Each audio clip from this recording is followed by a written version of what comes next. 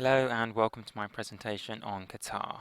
And the reason I picked Qatar is because actually I was there about 3 weeks ago, only briefly, but it was enough to get a taste of the country. And the first thing is the heat is absolutely incredible. It's 40-degree heat.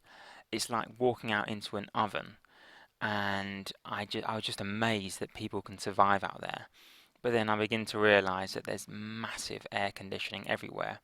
Everyone travels by cars, so as you can imagine, the carbon emissions is quite extreme. In fact, I think they have the highest or the second highest carbon emissions of any country at 55 tons per person.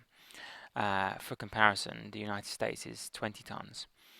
But Qatar is an amazing country for so many reasons. There's so many different statistics that mark it out, and I know it's not the most important geopolitically, but it's an amazing country, a very fascinating one.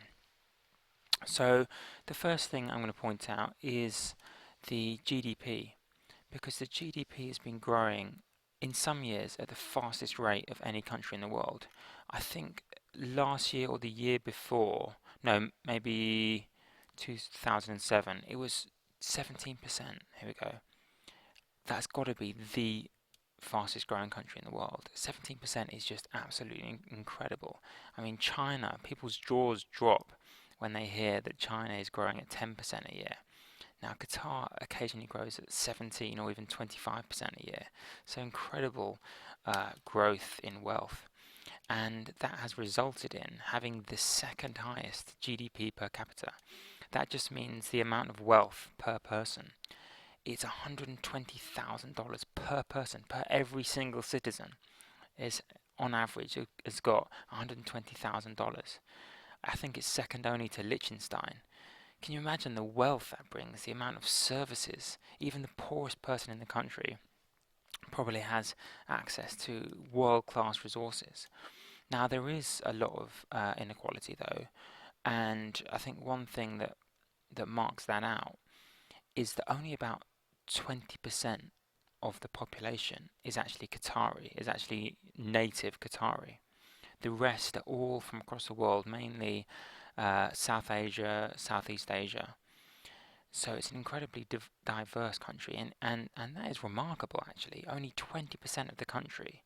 I mean, people in the UK or the US might get concerned or might, have issues, domestic issues regarding, 5, 10%, 15% immigrants or whatever.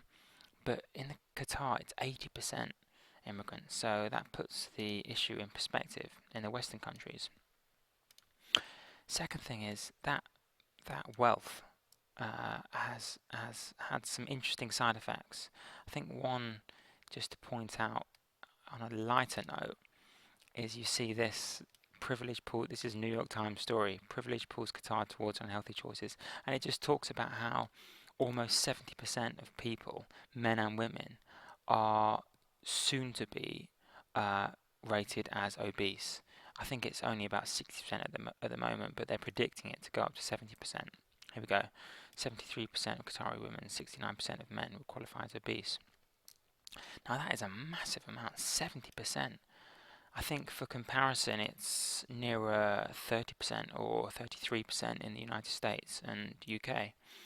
So that's a big problem in terms of health. But you also have another thing that stems from being incredibly rich is you have such low things like this unemployment rate, 0.5%. Only 0.5% unemployment.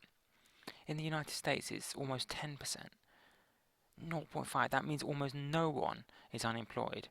And those people that are unemployed are probably, you could probably class them as, they don't want to find a job, or, the amount of true unemployment where people are looking but can't find is just astonishingly low. So, a load of amazing statistics that come from Qatar. The actual population is 1.6 million, of which over a million, as I said, maybe 1.2 million or more are actually foreign-born foreigners. Now, to show just how rapidly Qatar has come from being essentially a desert emirate to now being one of the richest countries per capita in the world. I'm going to use the brilliant resource called Gapminder. And Gapminder gets all these statistics from all across different spectrums of society and across the world and puts them in graphical format so you can just see it unfold before your eyes.